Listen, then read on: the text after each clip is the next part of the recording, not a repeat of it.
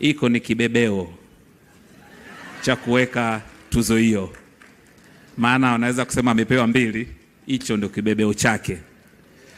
Mheshimiwa Rais, baada ya kupokea tuzo hii tutakuwa na picha 2 hapo kwenye tukio hilo. Picha ya kwanza tutaomba Spika wa Bunge na Mheshimiwa Rais.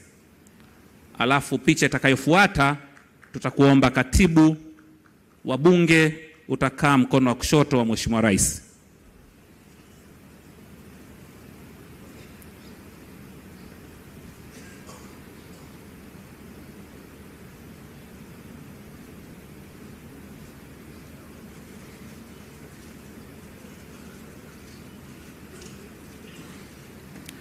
Asante sana. Mheshimiwa Rais, kwa heshima kubwa tunaomba urudi uketi. Tumekamilisha zoezi ama tukio la upokeaji wa tuzo ya heshima ya Bunge la Jamhuri ya Muungano wa Tanzania. Mheshimiwa Spika, kwa heshima kubwa karibu uweze kuendelea.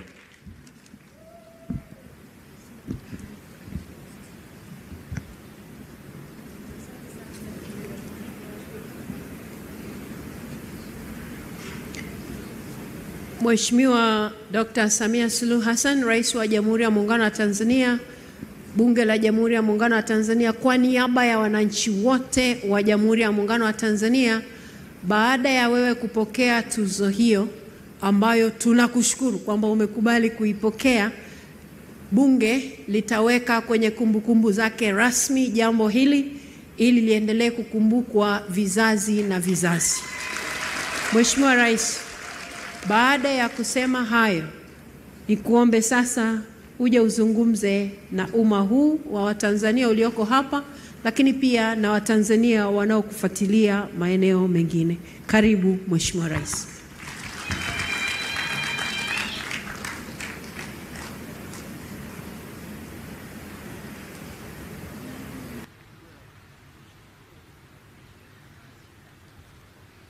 Mheshimiwa, tukae.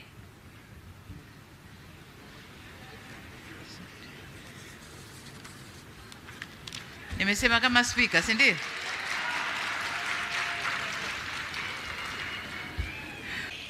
Mheshimiwa Spika, awali ya yote naomba nami uniruhusu nijielekeze kwa Mwenyezi Mungu kwa kumshukuru sana kwa rehema na kutuwezesha kuiona siku hii ya leo, kutukutanisha hapa katika ukumbi huu wa Bunge lako tukufu. Nimesimama hapa mbele yenu nikiwa nimejawa na shukrani tele moyoni. Kwa niaba ya wenzangu katika utumishi wa umma, tunamshukuru Mungu kwa kuwa kazi inayofanyika inatambuliwa na kuthaminiwa na bunge hili adhimu.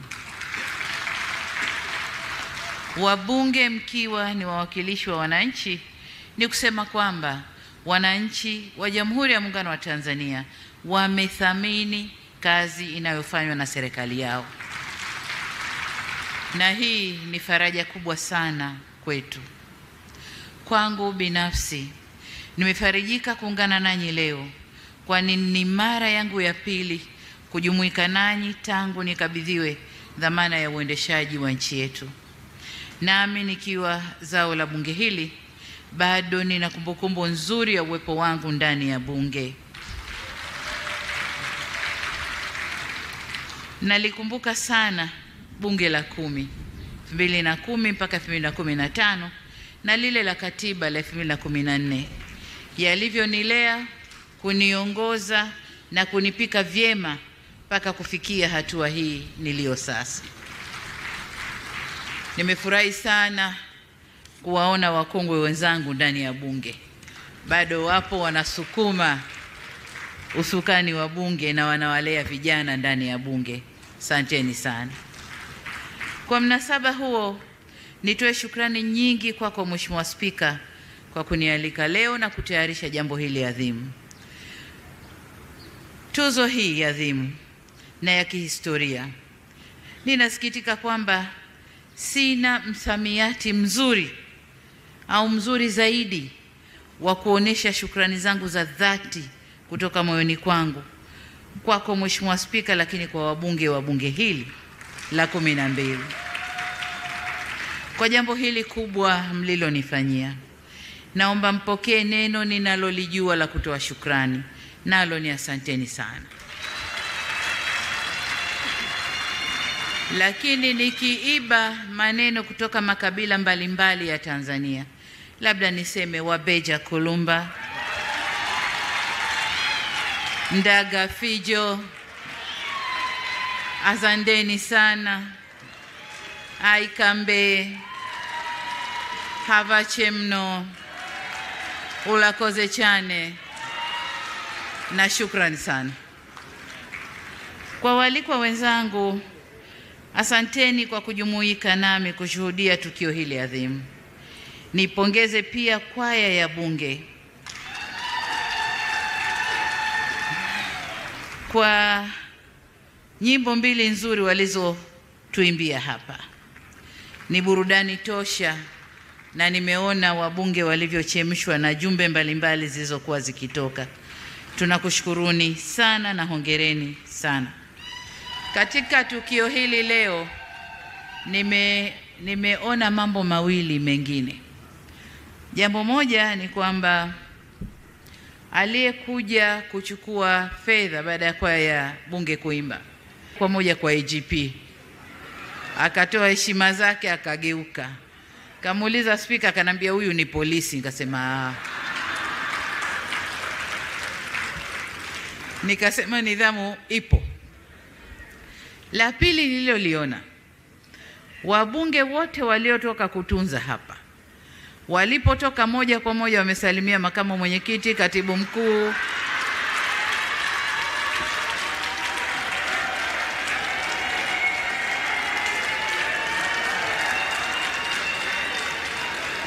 wabunge oye. Lakini kuna muda nikaona msongamano huko pale, nikajua wanamsalimu Mama Mariam Mwinyi, kumbe kuna Mary Chatanda. Kwa hiyo viti maalum walikuwa wanasokotana pale kusalimia. Mimi niwaombee kila la heri ndugu zangu. Mheshimiwa Spika, kazi mnayoitambua leo haitokani na nguvu zangu, uhodari na maarifa ya peke yangu, bali inatokana na uwepo wa mipango mbalimbali ya maendeleo ya nchi yetu, na vile vile ilani ya uchaguzi ya chama tawala, Chama cha Mapinduzi, ya mwaka 2020 hadi 2025. Maandiko hayo yanawasilisha matakwa ya maendeleo na ustawi wa wananchi wa Tanzania. Kufanikiwa huku kunakotambuliwa leo kunatokana na kutekelezwa kwa matakwa hayo ya wananchi kupitia mihimili yetu ya utawala, yani serikali, bunge na mahakama, tukipewa nguvu na vyombo vyetu vya ulinzi na usalama. Kazi kubwa ilikuwa kwangu mimi ilikuwa ni kusimamia upatikanaji wa fedha, kuelekeza na kufuatilia utekelezaji wa shughuli za kiuchumi, kisiasa na kijamii, na vile vile kuhakikisha nchi iko salama na ina utulivu wa kisiasa.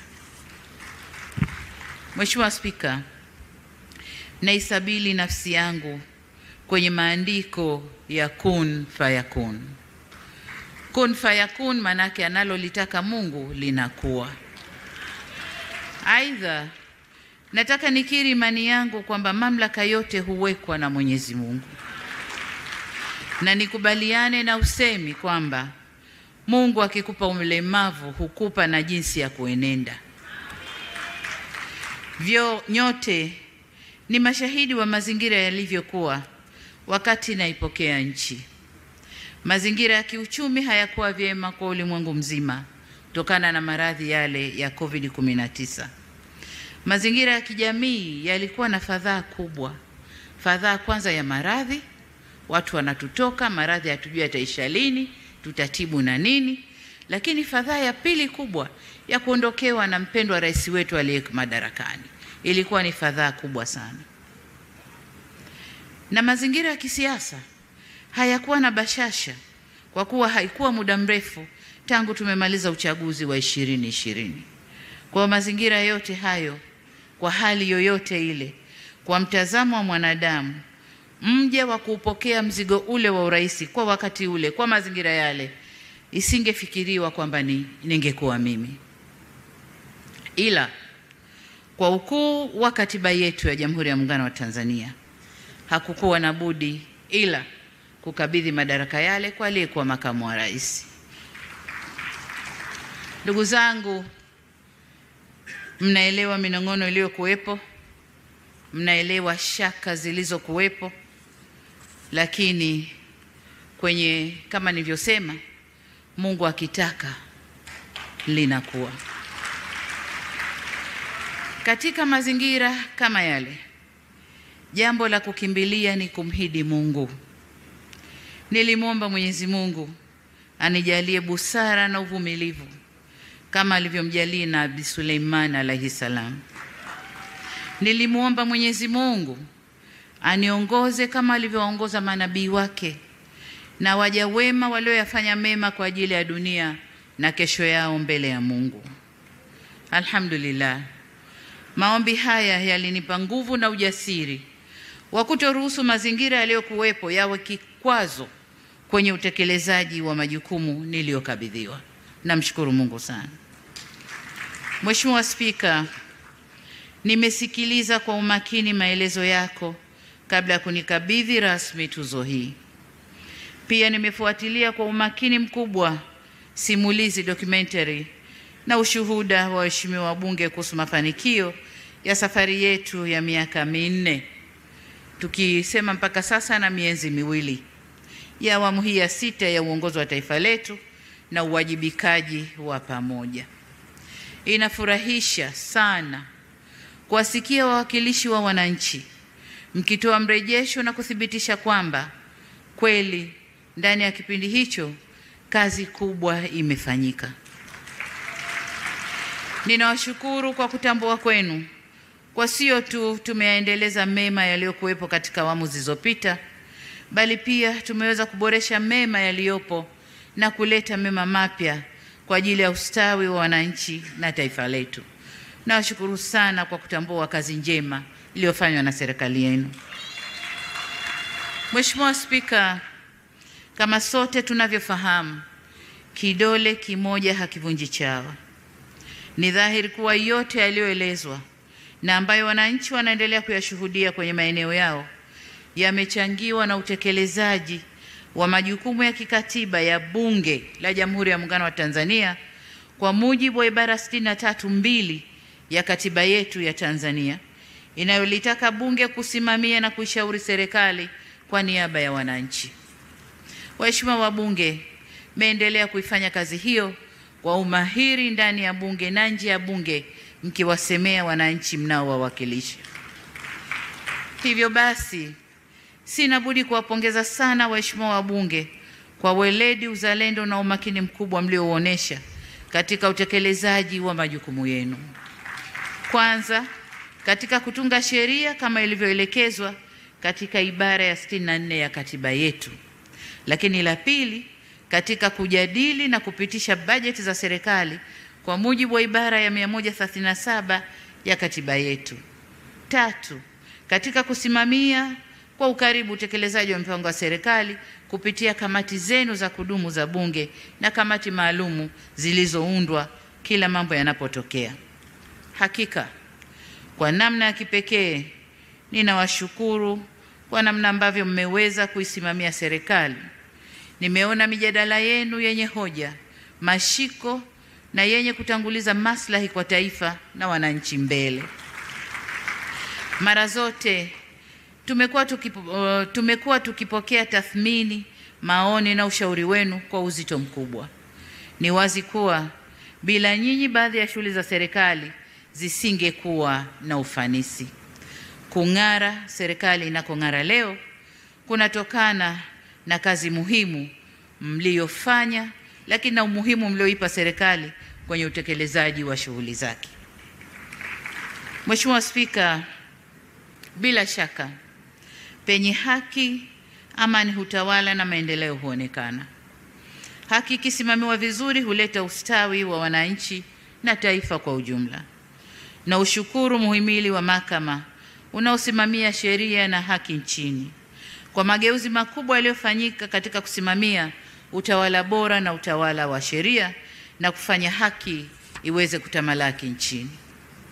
Aidha, Mheshimiwa Spika, mafanikio tunayoyatambua leo yanatokana na ushirikiano mkubwa, umoja na mshikamano kutoka kwa viongozi wenzangu, kuanzia makamu wa rais, rais wa Zanzibar na mwenyekiti wa Baraza la Mapinduzi na viongozi wote wa Zanzibar, waziri mkuu, naibu waziri mkuu, mawaziri na manaibu mawaziri, watendaji wote kuanzia makatibu wakuu na watumishi wote wa taasisi za umma.